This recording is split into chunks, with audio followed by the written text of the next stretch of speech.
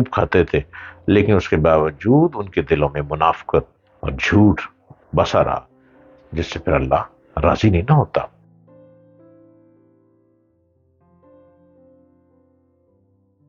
آج کل ہمارے نوجوان منزل کی تلاش نہیں کرتے، وہ چاہتے ہیں کہ ہمیں بس آرام سے گھر بیٹھے ہی منوسلوا مل جائے اور ہم آگے بڑھتے چلے جائیں۔ کبھی ایسا ہوا ہے؟ ہاں ہوا ہے۔ حضرت موسیٰ علیہ السلام کی قوم پر ایسا ہوا کہ موسیٰ علیہ السلام کی قوم کو منوسلوا ملتا تھا۔ وہ لوگ راتوں کو سوتے تھے اور رات کو جب صبح اٹھتے تھے تو منوسلوا پڑا ہوتا تھا اور وہ خوب کھاتے تھے، لیکن اس کے باوجود ان کے دلوں میں منافقت اور جھوٹ بسا رہا، جس سے پھر اللہ راضی نہیں نہ ہوتا۔ ہمارے نوجوان لوگ، اور جو نوجوان نہیں ہیں، اگر تھوڑا سا ایج آپ کی زیادہ ہوگی تو بھی آپ نوجوان ہیں، میرا تو کہنا یہ ہے کہ جب تک انسان زندہ ہے وہ نوجوان ہی رہتا ہے۔ جب دنیا سے چلا جاتا ہے تو ظاہر ہے کہ جوانی ختم ہو گئی، سانسیں ختم ہو گئیں، دل کی دھڑکنیں رک گئیں، پوری باڈی ریٹائر ہو گئی، تو حکم آ گیا کہ جاؤ ملک الموت، اس کے جسم سے اس کی روح نکال کے لے آؤ۔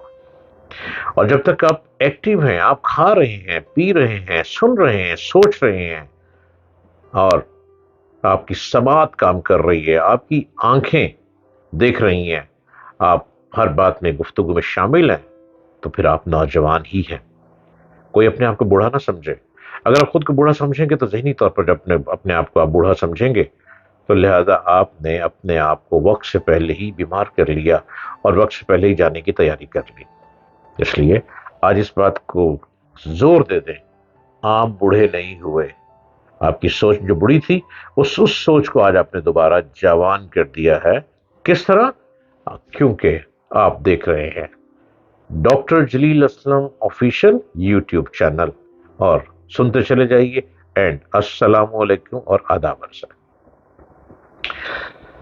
عبدالرب نشتر ایک بہت بڑے لیڈر گزرے ہیں، بڑا نام ہے، بڑی عزت ہے، بڑی شان پائی، بڑی ہمت کی انہوں نے۔ علی گڑھ کے پڑھے ہوئے، علی گڑھ کے لوگ آج بھی کہیں نظر آ جائیں نا، علی گڑھ یونیورسٹی کے پڑھے ہوئے، وہ بڑے ٹیلنٹڈ لوگ ہیں۔ نہ جانے اس زمانے میں سر سید احمد خان نے جو علی گڑھ یونیورسٹی کو بنا دیا تو اس یونیورسٹی میں کیا گھول کر انہوں نے پلا دیا کہ جو بھی علی گڑھ سے پڑھا لکھا ہمیں کہیں مل جاتا ہے، آج بھی یوں لگتا ہے اس علی گڑھ کے شخص سے بہتر ہم نہیں ہیں۔ علی گڑھ سے پڑھے ہوئے شخص سے بہتر ہم ہو نہیں سکتے۔ ان کا بولنا، ان کا کھانا پینا، ان کا اخبار کو ریڈنگ کرنا، بک ریڈنگ کرنا، ان کے لفظوں کی ادائیگی اور ان کا جو ڈسپلن ہے، جو ان کی گفتگو کا انداز ہے، وہ شاید عام لوگوں میں نہیں ہے۔ علی گڑھ انسٹیٹیوٹ، علی گڑھ یونیورسٹی اتنی کامیاب یونیورسٹی تھی۔ اور وہیں سے عبدالرب نشتر پڑھے اور 1956 میں پاکستان مسلم لیگ کے صدر منتخب ہوئے عبدالرب نشتر۔ کچھ عرصے کے بعد وہ دل کی بیماری میں مبتلا ہو گئے۔ فیبروری 14 1958 کو وفات پائی۔ عوام کے مطالبے پر قائد اعظم کے مزار کے ہاتھے میں ان کی تدفین ہوئی۔ بہت سے لیڈروں کی آج میں نے بات کی، آج میں آپ سے بات کر رہا ہوں اتنے بڑے لیڈر عبدالرب نشتر کی، تو ابراہیم لنکن سے سردار عبدالرب نشتر تک اور کوشش کی کہ کوئی میری بات آپ کو سمجھ آ جائے۔ ہم ایک دوسرے کے گریبانوں کو یوں چاک کر دیتے ہیں، اگر ہم قمیض اٹھائیں گے تو پیٹ ہمیں اپنا ہی دکھائی دے گا۔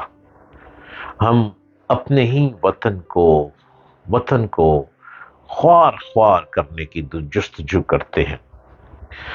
ہم یہ کہتے ہیں کہ کوئی اس صوبے سے آئے گا اور ایک صوبے پر قبضہ کر لے گا، ایسا کچھ بھی نہیں ہے۔ ہمارے تمام صوبے ہمارے اپنے ہیں، ہمارے وطن عزیز کے ہیں، ہماری دھرتی ہماری ماں ہے۔ یہ وطن ہی تو ہمارا ہے جس پر ہماری لاکھوں جانیں قربان، اور اس خوبصورت وطن کو، اس وطن کے ہر صوبے کو کتنا لہو دے کر ہم نے حاصل کیا، پھر ہم اسی لہو پر دوبارہ ایک دوسرے کا لہو کرنے کو تیار کھڑے رہتے ہیں۔ ہم کب سوچیں گے کہ صرف اور صرف اس مٹی سے ہم نے سونا اگلنا ہے؟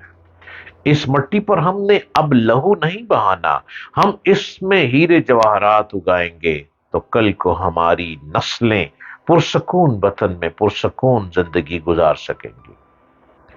یہ وطن بڑی قربانیوں سے حاصل ہوا ہے، ہم کیوں اس ہریالی کو لال پیلا کرتے ہیں؟